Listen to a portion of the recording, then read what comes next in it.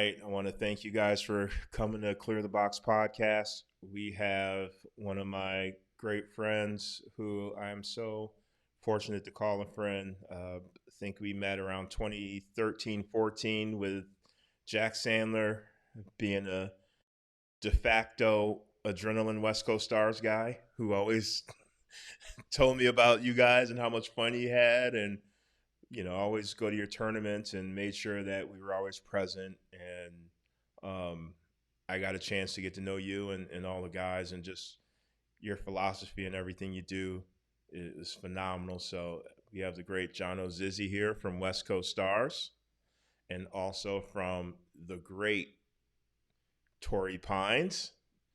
That is an amazing 188 and 45. There you go. I love it. That is amazing and outstanding, especially when you guys travel to play the top competition. Talk to me about that just a little bit. Of how did you even get the parents to even say, hey, we could travel to play these teams? And was it rough when you first started?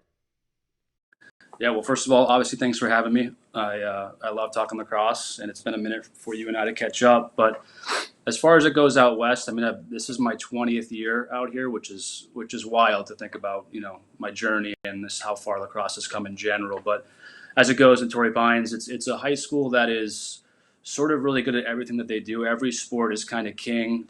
It encompasses 4 towns, so there's about 3,000 to 4,000 students. It's a ginormous high school. And it's unique because everyone's the best at what they do. So the coaches there are great. All of the athletes are awesome, and the parents just want to be the best. And so for lacrosse, unfortunately, it's still so primitive. You have to travel to play good teams. And so we're all over the West Coast. We're up in San Francisco. We're in Colorado consistently. We're in Texas every year. And the next phase of it was, let's go back east. And if we want to be nationally ranked and we want to say that we're actually in the conversation, let's go back east. And we've actually played teams from 11 states. We've been able to beat teams from New England. We beat Phillips Andover. We beat Nobles. We beat Ridgefield, Connecticut. They won the championship. We played IMG. Biggest landmark win for us was we beat Deerfield Academy when they were ranked number 2 in the country in 2018. And so for that was really when I felt like we had kind of arrived a little bit. And that was fresh off of a year where we got our butts kicked by Darien the year before. So it was redemption, and it was sort of a moment for the program, really a landmark moment. I have known, like I said, watched you guys travel forever, saw the beginning of it kind of, and saw you build it up from the youth. We're gonna get to that, but you said something. We wanted to take it back to the East Coast. And so you've been out west so long that people really think you're a Cali guy. They don't know that you're a Mass guy.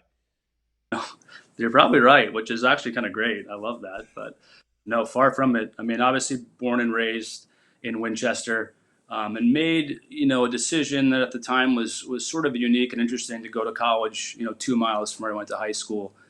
My parents kind of laid it out for me. It was, you're going to go to the best school that you get into, via sports. And it just so happened to be Tufts. And, at the time, Coach Daly, it was his first year. As you know, the program was sort of a dumpster fire, and it was sort of an opportunity at the same time to really build something and be part of sort of a revolution type of thing, and, make it my own and help build that. And it was really nice to have my family so close. They came to all the games. There were some benefits to it.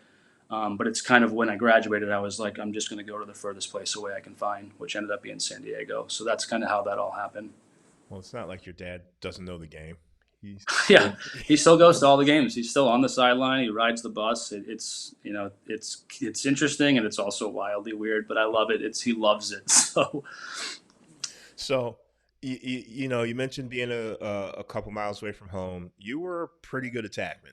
You did, do your players know how good you are?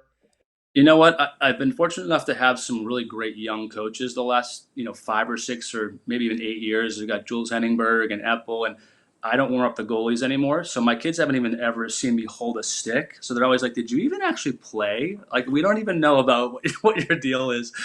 So no, I don't think they understand that. And there's VHS tapes. It's hard to even prove it because it was a long time ago. So I'm going to tout some of your stats here. You were all New England, two-time all New England, Yep. North South All Star game, which is a pretty big deal. Two-time Attackman of the Year. And how many points? I lost a couple. One year you had like 100 points in the season or something ridiculous.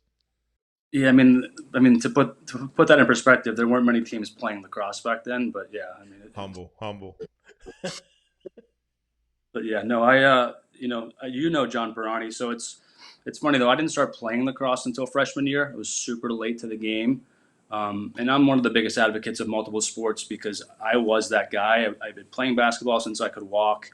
Played football at a pretty like aggressive and bought in level. That was like our sport at our school, and that's how I became good at lacrosse. I could barely pass and catch. I was so late to it, but because of those other sports, I knew how to just find my groove. I was great off the ball, and then just tough from football. And the crossover traits are so important. It's literally how I was able to play the sport. Yeah, no, the basketball works so well. I always love the basketball kids that come over. They just have great feel for it.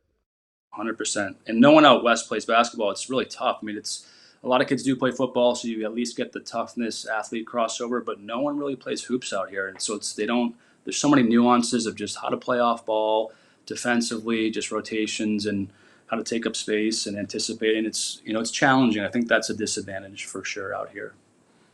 So you mentioned Coach Daly, who is one of my favorite people in the world. To some, they don't get a chance to get close to him. I was fortunate that when Jack passed, he would, during the summer, literally, I would sit next to him and he would let me ask him anything about the Tufts culture. And I was just, I know I annoyed the crap out of him, just asking any question I could. But I'm like, I got his ear. I'm not letting go, and he's answering. So, just I thank him so much for that. Just so always giving of his time and such a competitor. Looking at him then to now, what's the biggest change you've seen? Man, I mean, I could talk about this guy forever, but the number one characteristic that stands out to me when talking about Coach is just loyalty. I mean, he is the most loyal person in the world, and he would do anything for you. And the mark of that and how you sort of measure that is the former players and how they feel about him. And any one of us, feels the same way about Dale's would just kill for him. It was unique because his first year was sort of my first year, and we had a tall task in front of us. The team had been 3-13 before we got there, and it was we were at the bottom of the barrel, and no one wanted to play us. And Mike had never played the sport, so he was not only learning the sport but also inherited a team of kind of misfits, and there was no culture, and he had to kind of build that from the ground up on every single level, while also teaching himself the sport. So I had the great sort of fortune to go back in 2010. I thought I wanted to get back into college coaching, and I was able to go back and coach with him 8 years after I graduated. And he had come full circle. He'd been winning championships at the NESCAC level. He had a family. He had kids. When I played for him, he wasn't even married.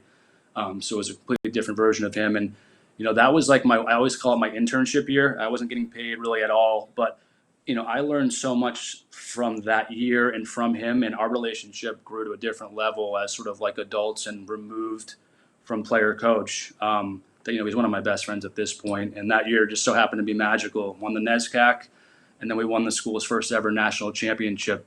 As tremendous underdogs, and that we're etched together forever. Just with that team and that year, on top of my friendship with him from way back. So people that don't know him might not understand, all that is Mike, but he's a wonderful GM. That's his gift, is building culture and teams. And like I said, he's fiercely loyal, and I know I can count on him for anything.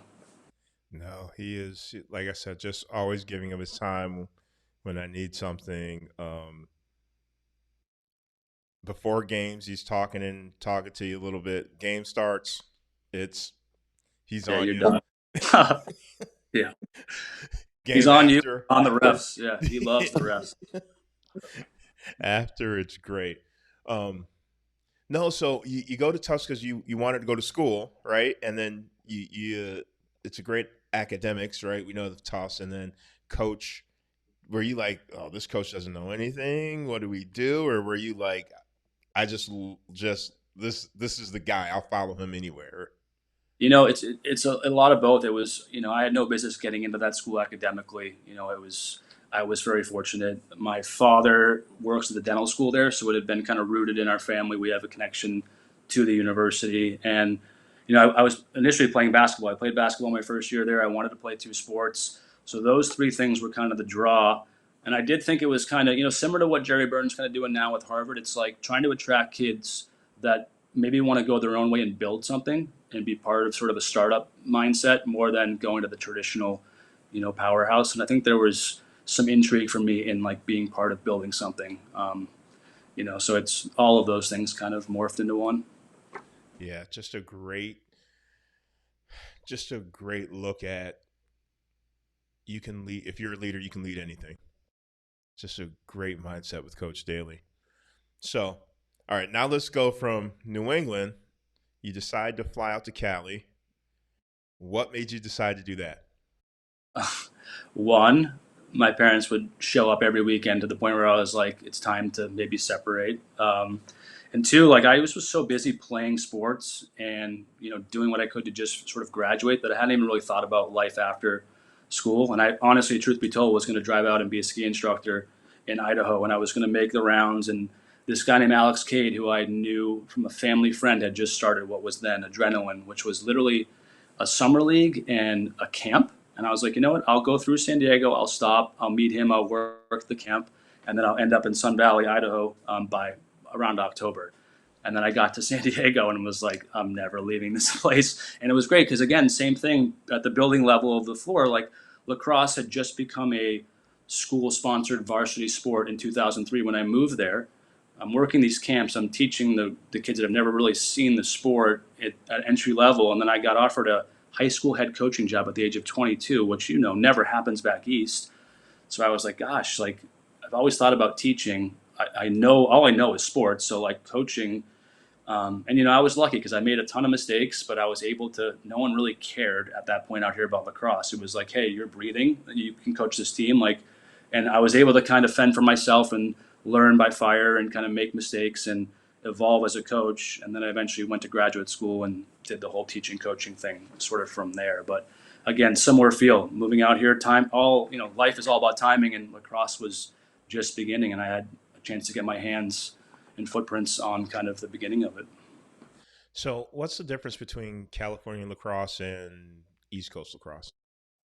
Or I'd at have to that say, time, the early. certainly at that time, just East Coast is fortunate because everyone's dads or uncles or cousins have played. So all these youth coaches are teaching you the game the right way, and they're getting you started early. At that point in time, we were trying to start youth leagues, but kids really weren't picking it up till high school. And on the positive, there's just so many more athletes out here, and the high school sports they trump anything on the East Coast. Football out here is crazy. Soccer out here. I mean, so there's just there's more talent. Texas, California, it's not comparable.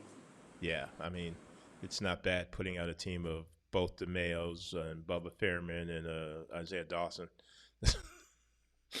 Well, I just counted. There's 11 guys from West Coast Stars currently in the PLL, which is pretty. I love all the kids I coach, and there's great reward in all of it. Not to measure it by how good they are at the sport, but it's rewarding to see something like that and to see Asher and Bubba and Anthony DeMeo and all these guys kind of thriving, and it's like, wow, like Cade Van Rapport, I coached you when you were in sixth grade, and you're the best defenseman in the world now. Like that's like rewarding to me, and that's unique, and that's all part of it. I went to Arizona and taught a clinic when Cade was in sixth grade, and he had just picked up the sport, and to see where he is now is just a great example of that full circle. So one thing I noticed when I got a chance to work with West Coast Stars and hang out with you guys are about teaching fundamentals and teaching lacrosse the right way. It's not a collection of, hey, everybody come here and just roll out the ball. Can you talk about your coaching style and how important fundamentals are? Yeah, I think the value. So prerequisite for our coaching staff at West Coast Starz is that everybody has to be either a high school or a college coach. You see a lot of these guys in club now, and club has become kind of a business that they don't coach. And it's like, you got to sharpen your sword. You got to kind of know what's going on. And the best part of coaching is really the spring, when you can build culture over time and be with a team and grow and see them be part of their school community. So all of our coaches coach full time. West Coast Starz is a little tricky because we have all these regional affiliates and we let everyone do their thing. And because of that, their directors then coach with us. And West Coast Starz is really, we're only going to take you if you're the right type of kid.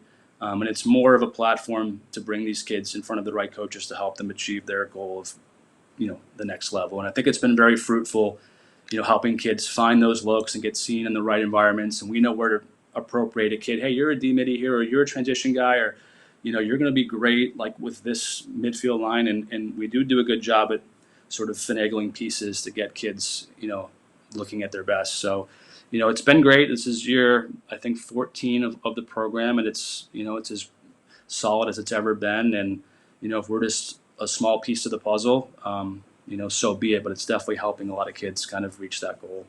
Yeah, one thing I noticed is you and your staff, you give clear, constructive criticism and feedback. It's like, hey, this is the level you want. This is the road you got to do. This is what you have to do. If you're not doing it, you let them know. If they are doing it, you guys let them know, which is something I think is totally changed in this game, where it's, let's just put a team together and tell people we can get them recruited. You know what I mean? Like it's changed a lot.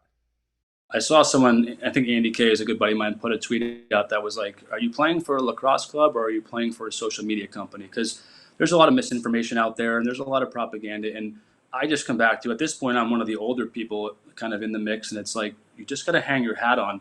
The proof is in the pudding. Like, what is the track record? Everyone can say this or that, but here's what we've done. Here's what we can help you with. And if we can't, we'll tell you you're not good enough or you shouldn't be on this team. But, I just go back to like, it's a results-based business, like anything in the world. Like, I don't know, that just seems like words. If this should be a trusted entity based on, results and the resume. So, I've also noticed you guys don't do the 7-8 camps like everyone else.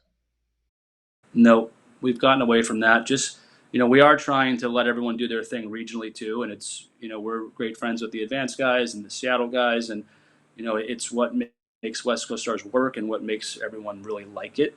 You start telling kids what they can and can't do and trying to monopolize them, and you just run into problems. And the people are the customer. And in what world can you tell someone what they should or can and can't spend their money on? And so a lot of clubs will do that when we just won't. That's just not my style. So I'm going to say it since you won't. Tournaments on the East Coast, stop making West Coast teams play 8:00 games when they fly in. It's crazy. I always ask for late start and an early finish on Sunday, and without fail, 8 a.m. Saturday and 3:00 Sunday game. It's like rushing to get to the plane, right? It's funny because I don't want to make excuses for West Coast guys because most of these guys have life pretty good, but all the travel added, not only from a cost perspective but from a wear and tear, like they have it twice as hard to get recruited. I mean, it's tricky, and it's a lot of living out of a suitcase and crappy hotels, and it's not as easy as I think some of the East Coast kids have it. And they can go to prospect days. Our guys, even just to go to a prospect day, it's like, you're going to fly across country for one day, or it's challenging. I think that's why West Coast Starz has kind of been the great equalizer. Everyone comes to all of our games wherever we go. We're only 3 or 4 times in the summer and twice in the fall. We're going to have everyone there. You're guaranteed to get seen. You don't need to do 20 other camps theoretically. So how has recruiting changed since you first started? I mean, it's gotten much more competitive. Obviously, more kids are playing the sport. With the advent of the COVID situation in the fifth years, it's gotten even crazier competitive. I think guys are taking fewer kids maybe to leave spots for grad transfers. And so what was already pretty tricky is harder. I do think grade inflation is a real thing with COVID. I think whether kids were cheating or collaboratively learning or whatever, I think everyone has a 4.5 now. So it's, sifting through that, especially with the Division III recruiting stuff where it's largely academic based, it's gotten more competitive. So I think it's gotten harder. That's so interesting that you say that with the fifth years, because I don't think people understand how, again, the Tufts player went down to Jacksonville and dominated. That could have been an incoming player. Nope, I got this kid from Tufts who I know is going to get me 70 points easily, and he already has the culture in him. I don't have Well, to teach it to him. college sports are changing across the board, anyways, right? With the NIL stuff now, that's going to ramp up soon here. Now, all these colleges are going to start having those type of incentive programs, but coaches need to win, and it's like everyone in their heart wants to develop talent and build culture. But if you can bring in guys that are already, you know, good and turnkey, you'd be foolish not to, because everyone kind of has to win. It's cutthroat. Um, so it's hard. They have their job's gotten much harder, in my opinion, than the college coaches' jobs.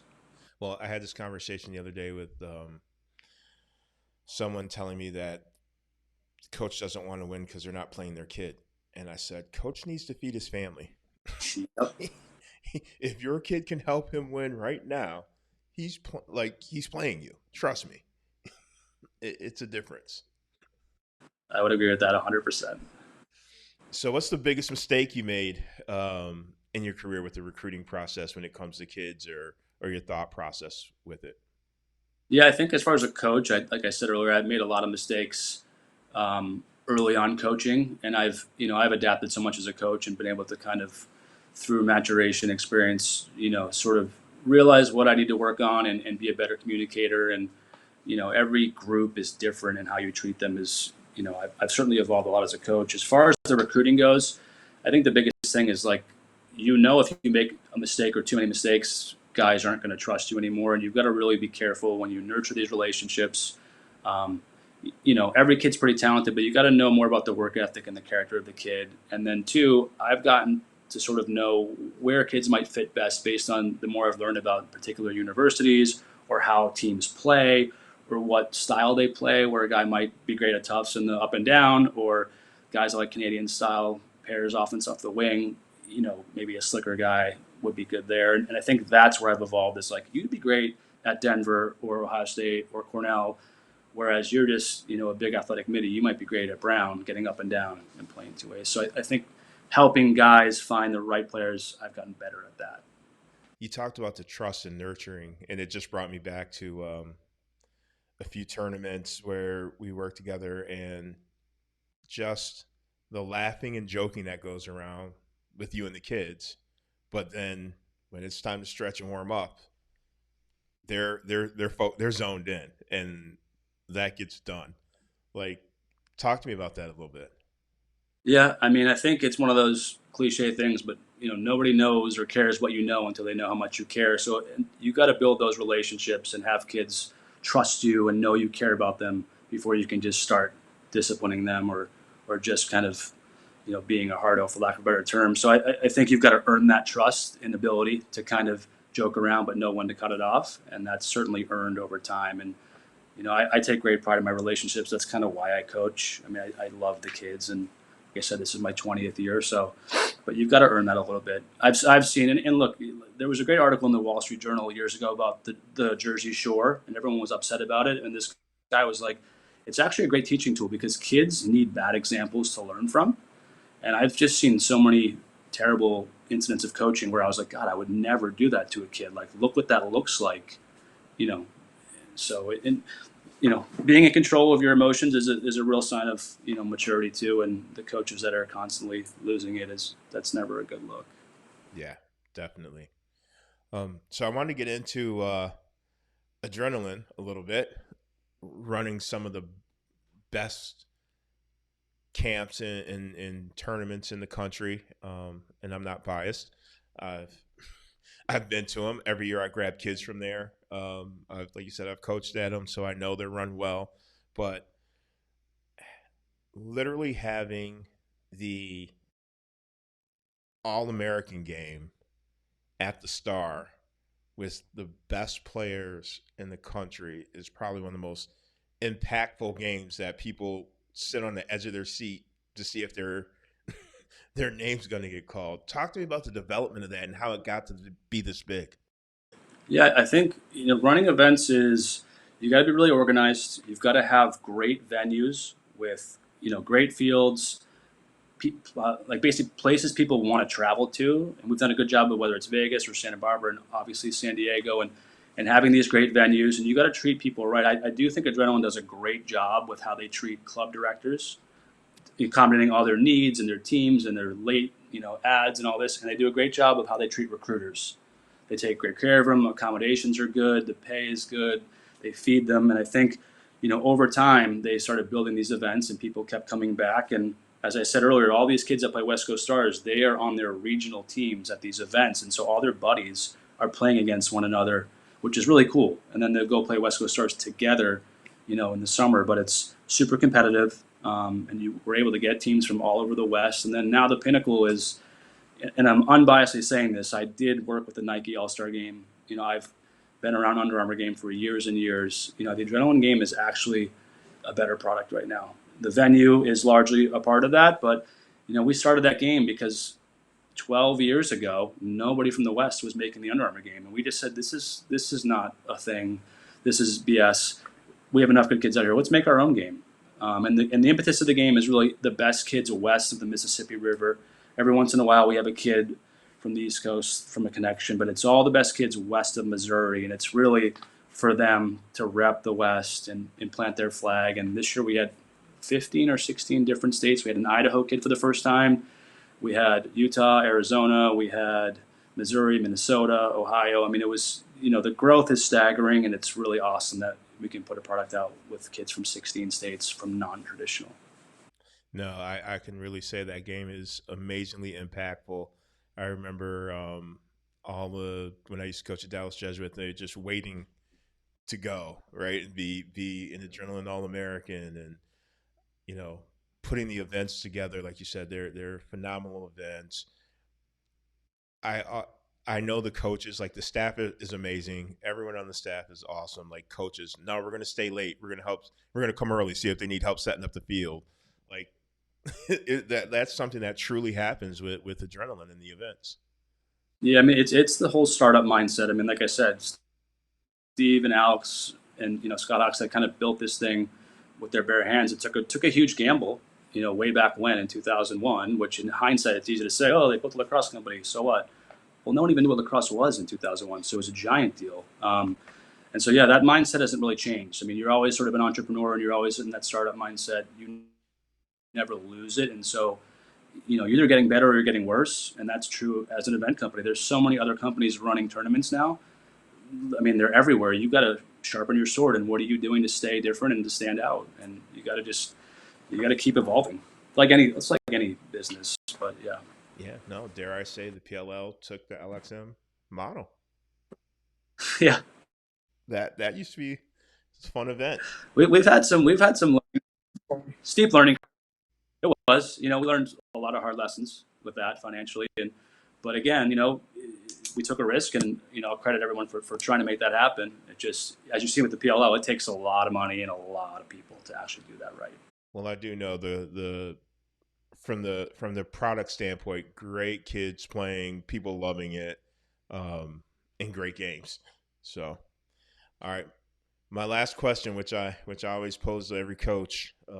When did you find your coaching voice? When did you find out who Jono Zissi was and not who your mentors were? Yeah, that's a great question. I mean, I think like when I asked my parents, like, are you surprised I'm coaching? Their response was no, because all I did growing up was sports. As a young kid, back in the day, we were playing everything on the playground, pick up everything, and then in high school, sports was my life, and it kept me like I couldn't imagine my life without it. But between football and basketball and lacrosse in high school, and I was also doing skiing on the side, it was my life, and I didn't really know anything else. Not in a bad way, but it just sort of lended itself to me staying around it, and I never kind of was able to like move past the locker room or being around a team and a bunch of guys. And like I said, I fell into that first coaching job just by happenstance, probably some kind of divine intervention. And then I was like, all right, this is what I'm supposed to do. And time flies by. And my biggest thing with coaching was we were practicing for 3 hours a night, and guys were like, Coach, what are we? I got to go home. Like, and I just loved being around the guys. So But over time, experience. My personality is very different from Coach Daly's, and it's very different from Coach Pirani's, and it took me a while to kind of just be myself, which for better or worse is just very different from those guys. But it's all about the trust factor. Once kids know how much you care, and then you can kind of do whatever you want as far as discipline and instruction and criticism and feedback. And that number one criteria is how much do you care, and you can never care too much. It's all about the kids. So that's it. Oh no, that's fantastic. And like you said, I've been a part of it, watching some of it, and been lucky to be able to go to some of the events and coach some of the guys, and it's just been great. So unfortunately, we had some internet issues and couldn't send off Coach Zissi like we wanted to, but I mean, just an awesome coach person. The conversation, was amazing. I hope you guys picked up some gems from this. I know I did. I've known, like I said, Coach Zissi since about 2013, 14, and every time I'm around him, I love just being a part of what he's doing with West Coast Starz and what Adrenaline's doing. So, Coach Zissi, thank you so much, and we look forward to seeing what your Torrey Pines group does this year, and to looking forward to watching West Coast Starz on the trail this fall and in the summer. Thanks.